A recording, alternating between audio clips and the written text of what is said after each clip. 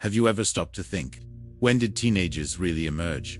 Not as a biological phase of human development that has always existed, but as an idea, a concept, a cultural force with its own identity, and crucially, with market power. The answer, surprisingly, is not found in history books or sociological treatises, but can be found, whispered, in a set of black and white photographs. Almost forgotten images, captured by the sensitive lens of photographer Cornell Capa for the iconic Life magazine in the year 1947. They do not depict generals planning battles, presidents signing laws, or world-shaking events. Clifford's focus was much more subtle and, perhaps for that reason, much more revealing. He pointed his camera at girls, students of Highland Park High School, in Texas, living their seemingly mundane daily lives. But look closely, look beyond the film grain and the absence of color. Within these images lies a silent revolution, a tectonic shift in how Western society perceived youth. It is a revolution told in pleated wool skirts, in cashmere sweaters, in immaculately folded white socks over polished leather shoes, every knowing smile exchanged between friends in the school hallway, every sidelong glance at the camera, every pose carefully studied to appear casual, reveals the birth of a new social identity. They are no longer their mother's children, bound by conventions and children's wardrobes. However, they are also not yet the women that post-war society expected them to quickly become: wives, mothers, homemakers. They are something new, something vibrant and undefined, inhabiting a fascinating limbo between childhood and adulthood. A limbo that, for the first time, was gaining a name, a form, and, above all, a style. Before the 1940s, this period of life was seen as a mere transition, a quick and functional corridor between being a child and assuming adult responsibilities. There was no youth culture as we know it. Clothes were smaller versions of adult clothes, or larger versions of children's clothes. The music was the parents' music. Interests were, for the most part, a reflection of family and social expectations. The term teenager was a technical, almost clinical word, used by psychologists and educators. Devoid of any glamour or cultural identity, it was the confluence of unique post-war factors: the economic prosperity that put money in young people's pockets, the expansion of high school that kept them together for longer, and the emergence of a targeted media that transformed this technical term into a badge of pride. And fashion was its first and most powerful megaphone. It was through clothing that this new tribe began to differentiate itself, to create its own codes, its own rituals of belonging and exclusion. Cornell Capa's photographs at Highland Park High School are not, therefore, just a fashion record. They are an anthropological document. They capture the exact moment a demographic group becomes self-aware. The care with which a blouse collar is arranged over a sweater, the choice between a loafer and a saddle shoe, the exact height of the sock on the ankle. None of this is accidental. They are statements. They are the first tweets of a generation, written not with words, but with fabric and thread. They were, unknowingly, drawing the blueprint for all the youth subcultures that would follow. From the rockers of the 50s to the punks of the 70s.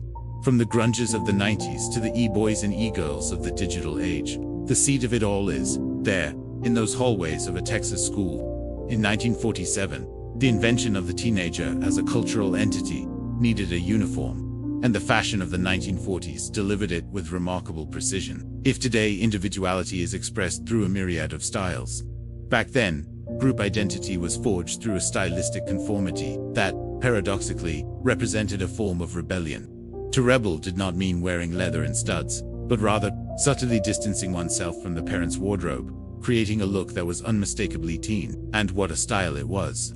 The combination that dominated the halls of American schools was iconic and functional. The centerpiece was, almost invariably, the pleated skirt, often in a tartan plaid pattern. It offered movement, a certain school formality, but also a touch of youthfulness that the straight skirts of adult women lacked. Paired with the skirt came the inseparable duo, the button-down blouse, usually white and cotton, with the collar carefully pressed outwards, and over it, the sweater. The sweater was the key piece, the true field of personal expression. It could be a button-up cardigan or a crew-neck pullover, but the fit was crucial. A fitted sweater, of cashmere or fine wool, conveyed a neater, movie star-inspired image. On the feet, the choice was almost a dogma. White socks, known as bobby socks, folded with surgical precision over the ankle. And to complete the look, the shoes, Hegemony was divided between loafers, practical and comfortable, and saddle shoes. The iconic two-tone shoe, usually white and black or white and brown, that screamed youth. This ensemble was the perfect balance, respectable enough not to outrage the school principles, but distinct enough to signal belonging to an exclusive club, the teenager club. Accessories were the final layer of personalization, the touch that differentiated one girl from another within the same uniform. They were minimal but loaded with meaning. The most coveted was the ID bracelet, usually made of silver, engraved with the wearer's initials. The real prize, however, was to wear a boyfriend's bracelet, a symbol of social status and commitment that was the 1940s equivalent of being in a relationship. On social media, a silk scarf, creatively tied around the neck or in the hair, could add a touch of color and sophistication. Faux pearl necklaces or delicate chains were common, but nothing was exaggerated. Makeup followed the same line. Flawless skin, a touch of red or pink lipstick, and well-defined eyebrows. The idea was not transformation, but the enhancement of natural youthful beauty. Hair was also a crucial part of the look. The dominant trend was for long or medium-length hair, with soft, shiny waves.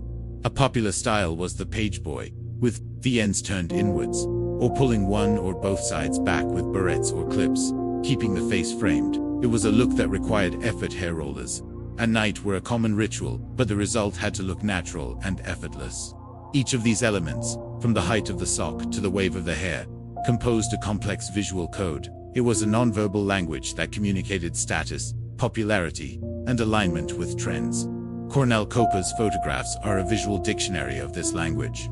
They allow us to decode what it meant to be a popular girl, a studious girl, a dreamy girl, all through the subtle choices of her wardrobe. It was a conformity that allowed for expression, a silent rebellion dressed in good taste. If the skirt blouse ensemble formed the basis of the teenage uniform, the sweater was its soul, the epicenter of trends and individual expression. Teenage fashion was never static. It was a dynamic battlefield. And the sweater war of the 1940s and early 50s is a perfect example. On one side of the spectrum was the sloppy Joe. This was not just a sweater. It was a statement of comfort and casualness. It was a cardigan or crewneck pullover, deliberately worn in a larger size, creating a loose, almost boxy fit. It was the antithesis of the restrictive and formal look of previous generations. The sloppy Joe represented a relaxed attitude, an affinity for comfort, and a subtle rejection of adult rigidity. It was the perfect piece for an afternoon at the soda shop, for studying in the library, or for a casual outing. It was fashion, embracing the idea that young life should be, above all, comfortable. On the other side of the battlefield, in direct and absolute contrast, the sweater girls' craze exploded. This trend was not born in the school hallways, but on the silver screens of Hollywood. Actresses like Lana Turner and Jane Mansfield popularized an ultra-glamorous look, characterized by extremely tight sweaters that dramatically outlined the silhouette. The material of choice was often Angora wool, whose fuzzy and soft texture added a layer of luxury and sensuality to the look. Adopting the sweater girl style was a bold move. It was channeling Hollywood glamour into everyday school life, an assertion of confidence and femininity. This duality between the casual sloppy Joe and the glamorous fitted sweater shows the complexity of the developing teenage identity, a simultaneous desire for comfort and belonging, and for prominence and admiration. But the evolution didn't stop there. As the decade progressed, the need for personalization became even stronger. Fashion's answer was the introduction of sweaters with embroidered motifs. Suddenly, the sweater became a blank canvas. Small, delicate embroideries of animals, poodles, became an instant classic. Flowers, insects, or even more abstract themes began to adorn pullovers and cardigans. This trend was a crucial step towards individualization. If before, group affiliation was the main message, now it was possible to communicate personal tastes and interests. A sweater with a horse embroidery could indicate a passion for riding, one with musical notes, a love for music. It was a form of an Instagram bio, but sewn onto the chest. This attention to detail extended to the entire ecosystem of teenage fashion. Highland Park High School, the setting of Capa's photos, was not just a building. It was a social microcosm, a laboratory where these trends were tested, adopted, or discarded.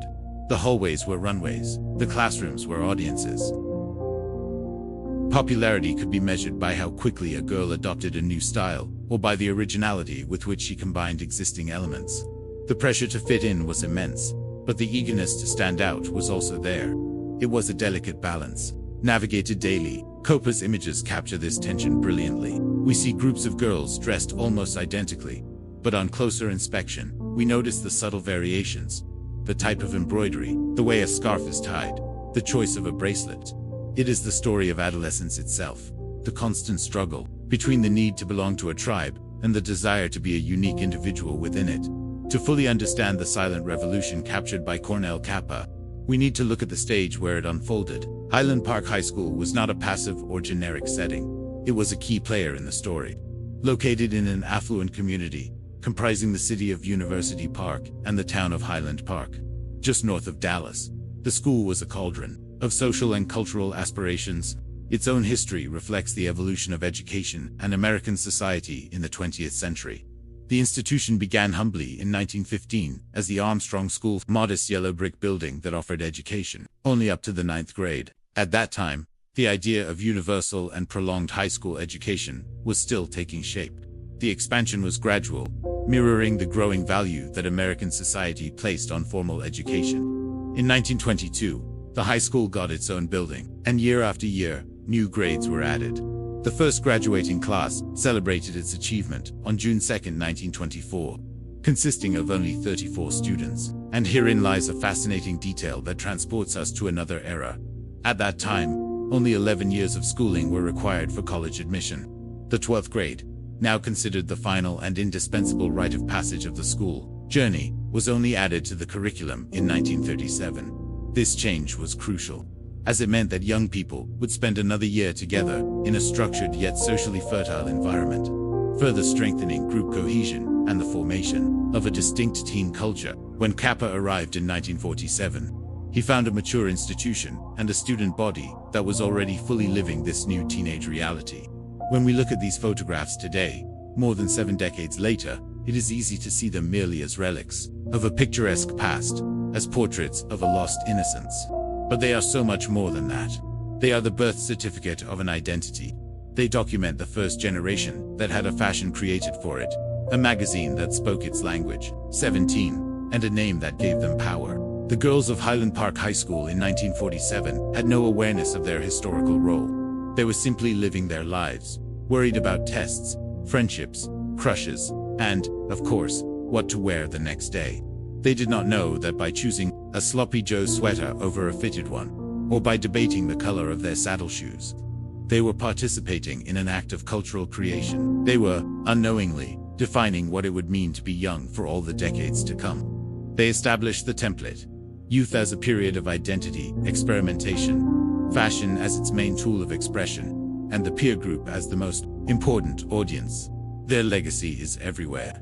It is in the leather jacket of the 50s rocker, in the miniskirt of the 60s mod, in the bell-bottoms of the hippie, in the ripped jeans of the punk, in the flannel of the grunge, and in the limited-edge sneakers of today's hyperbeast. Every subculture that followed has only built upon the foundation that this pioneering generation established.